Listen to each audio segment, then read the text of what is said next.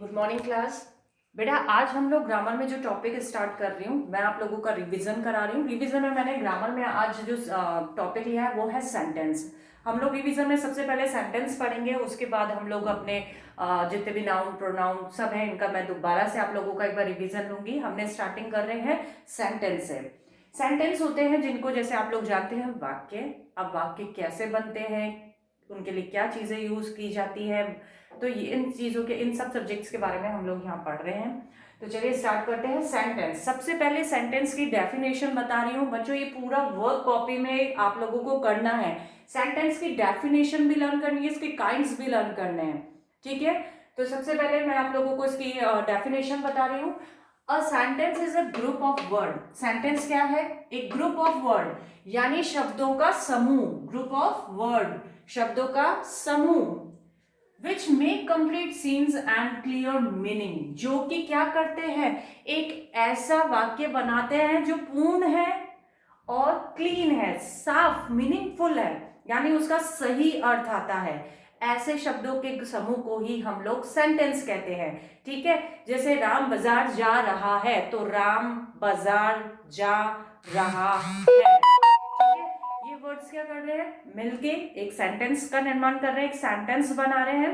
तो उसी प्रकार देखिए, sentence is a group of word which make complete sense and clear meaning. ये तो हो गई हमारी सेंटेंस की डेफिनेशन। अब आते हैं सेंटेंस के प्रकार। सेंटेंस दो प्रकार के होते हैं, उसमें एक पार्ट होता है सब्जेक्ट और एक होता है प्रेडिकेट। जब सेंटेंस बनाते हैं तो उसके दो भाग हो जाते हैं बच्चों, इसके टू पार्ट्स हो जाते हैं। इसको अपन काइंड नहीं, इसको पार्ट्स भी कह सकते हैं आप, पार्ट्स, जिसमें फर्स्ट होता है सब्जेक्ट और सेकंड होता है प्रेडिकेट। सब्जेक्ट होता है जिसमें वाक्य जिस व्यक्ति, वस्तु, स्थान, पशु आदि के विषय में कहा जाए वो सब्जेक्ट होता है, यानी जो वाक्य फॉर एग्जाम्पल जैसे सीता बाजार जा रही है, तो सीता क्या है, सब्जेक्ट है, और बाजार जा रही है वो उसका क्या हो जाएगा, प्रेडिकेट हो जाएगा, ठीक है। प्रेडिकेट होते हैं सब्जेक्ट के विषय में जो कुछ भी कहा जाए वो प्रेडिकेट्स कहलाते हैं। फिर से मैं एक्सप्लेन कर रही हूँ, सब्जेक्ट क्या होता है, वाक्य यानी सेंटेंस। सेंटेंस में जिस व्यक्ति, वस्तु, स्थान, पशु आदि के विषय में कहा जाए वह सब्जेक्ट है, और सब्जेक्ट के विषय में कुछ भी कहा जाए वह प्रेडिकेट्स कहलाता है। समझ में आ गया? जैसे example, Sita is writing a letter. Sita क्या कर रही है, राइटिंग अ लेटर, एक लेटर लिख रही है। तो सीता क्या है बच्चों, हमारा सब्जेक्ट है, ठीक है, और राइटिंग अ लेटर क्या है, हमारा प्रेडिकेट है। समझ में आ गया? यानी इस सेंटेंस का जो सीता वर्ड है वो हमारा सब्जेक्ट होगा और बाकी का बचा हुआ जो ये है ये हमारा प्रेडिकेट होगा। क्लियर?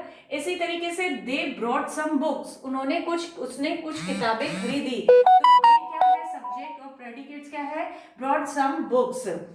तो दे हमारा सब्जेक्ट और ये जो बाकी का बचा हुआ पार्ट है ये हमारा प्रेडिकेट्स कहलाता है। तो बच्चों ऐसे ही सेंटेंस बनते हैं। सेंटेंस के दो भाग हो जाते हैं, एक होता है सब्जेक्ट और एक होता है प्रेडिकेट्स। सब्जेक्ट क्या होता है, सब्जेक्ट होता है शब्दों का समूह, यानी a group of word which make complete scenes clear meaningful sentence. जब शब्दों के ऐसे समूह जो कि बिल्कुल साफ हो, क्लियर हो और अर्थपूर्ण हो वो सेंटेंस बना देते हैं। और सेंटेंस के दो भाग होते हैं, एक होता है सब्जेक्ट और एक होता है प्रेडिकेट। ठीक है बच्चों, तो ये आपको टॉपिक समझ में आ गया होगा। ये कंप्लीट नोट आप अपनी कॉपी में करेंगे, इसकी डेफिनेशन और इसके पार्ट्स के बारे में पढ़ेंगे, और दिए गए नीचे जो एग्जाम्पल है ऐसे ही कुछ और एग्जाम्पल आप इसमें ऐड करेंगे और उनको डिफाइन करेंगे कि दिए गए एग्जाम्पल में सब्जेक्ट क्या है और प्रेडिकेट्स क्या है। तो ये वर्क अपनी कॉपी में करेंगे। Thank you.